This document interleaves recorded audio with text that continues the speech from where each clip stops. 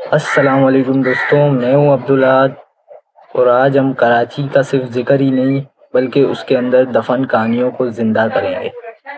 ये कहानी है एक शहर की जो 2 दफ़ा जला लेकिन कभी बुझा नहीं। तो चलिए शुरू करते हैं।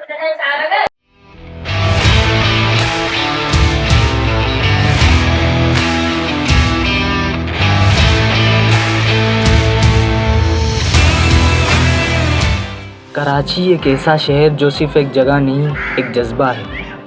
यहाँ समंदर की लहरों से लेकर हवाओं के राज तक सब कुछ एक कहानी कहता है। लेकिन क्या आप जानते हैं कि इस कहानी के अंदर कितने राज छुपे हुए हैं? और क्या आपको पता है कि कराची का असली चेहरा वो नहीं जो आप रोज़ देखते हैं। 1839 में एक ब्रिटिश जहाज़ ने 32 मिनट में मनोड़े के किले को तबाह कर दिया और ये आधा घंटा एक छोटे से मछेरों के गांव को ब्रिटिश एम्पायर का सबसे तेज़ी से ग्रो करने वाला पोर्ट बना दिया। और इन्हीं सड़कों पर दबे राज आज भी शहर के शोर में गूंजते हैं। तो चलिए आज उन्हीं राजों से पर्दा उठाते हैं।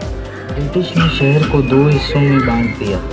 एक वाइट टाउन जहां समंदर की ठंडी हवाओं में अंग्रेज़ रहते थे और दूसरा ब्लैक टाउन जहां लोकल लोग गर्म और तंग गलियों में रहते थे। सदर बाज़ार और इम्प्रेस मार्केट वाइट लोगों के लिए था और बाकी शहर ब्लैक लोगों के लिए था।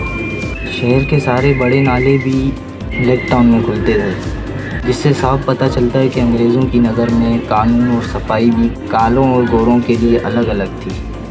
पार्टीशन से पहले की कहानियाँ तो बताती है कि कराची को मॉडर्न बनाने में मुसलमानों का हाथ था, लेकिन सच कुछ और है।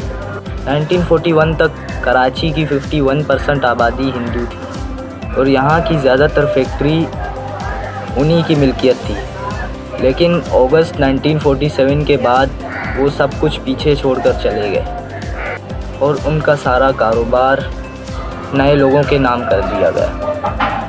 जब पोर्ट के गिर्द ब्रिटिश ने पहला लाइट हाउस बनाया तो उस वक्त वहाँ सिर्फ 3 चीज़ें होती थी: हवा, नमक और उम्मीद। हाँ, और कभी कभी मछली की बहुत बुरी स्मेल भी। लेकिन यही स्मेल एक नए शहर की पहली सांस थी। हर शहर की तरह कराची का भी एक अंधेरा है। 70s और 80s के दौर में पॉलिटिक्स ने यहाँ जंग का रूप ले लिया। आग लगी और कभी कभी लगता था कि ये शहर कभी उठ नहीं पाएगा। मगर कराची ने एक बात हमेशा साबित की कि तुम इसे कभी तोड़ नहीं सकते। लेकिन एक राज जो लोग आज तक नहीं जानते, उस दौर में भी जब सब कुछ रुक गया था, कराची के लोगों ने आर्ट और म्यूज़िक को ज़िंदा रखा। कवाली, बॉक्सिंग क्लब्स और लिटरेचर के ज़रिए ये शहर दोबारा धड़क उठा। क्यों? क्योंकि कराची वालों को बोर रहना पसंद ही नहीं है। और यहाँ सवाल ये उठता है कि कराची को सिटी ऑफ लाइट्स क्यों कहा जाता है, जबकि यहाँ लाइट है ही नहीं। आंसर सिंपल नहीं है। 2000 के बाद कराची ने अपनी पहचान दोबारा बनाई।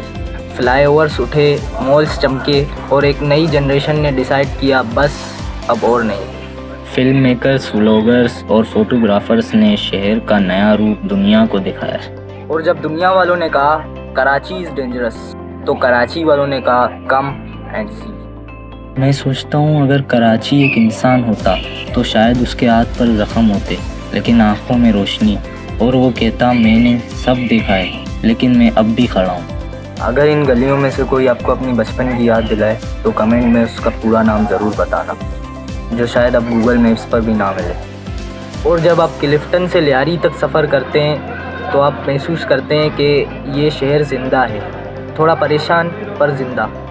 लेकिन कहानी यहाँ ख़त्म नहीं होती। कराची में आज भी ऐसी जगह हैं जिन्हें लोग हिडन जेम्स कहते हैं। अगर आप उन्हें देखना चाहते हैं तो अगली वीडियो मत करना, जिसमें मैं आपको ले चलूँगा कराची के उन जगहों जो बहुत कम लोगों ने देखा है। दोस्तों, अगर ये वीडियो पसंद आई है तो लाइक करें, शेयर करें और सब्सक्राइब करना ना भूलें। मैं हूँ अब्दुल्लाद और मिलते हैं अगली वीडियो में। खुदा हाफ़िज़।